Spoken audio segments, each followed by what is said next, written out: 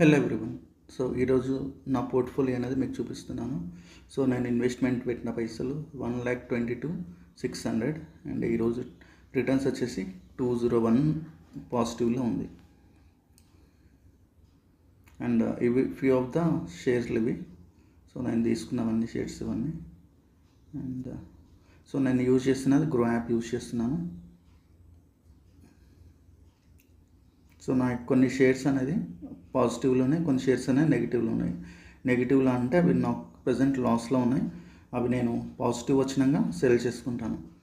So ఒకవేళ మనకి షేర్లో red colour ఉన్నాయి అంటే మనకి -4 రూపీస్ నెగిటివ్లో ఉంది అంటే లాస్లో ఉంది. సో ఇవన్నీ నేను ఒకసారి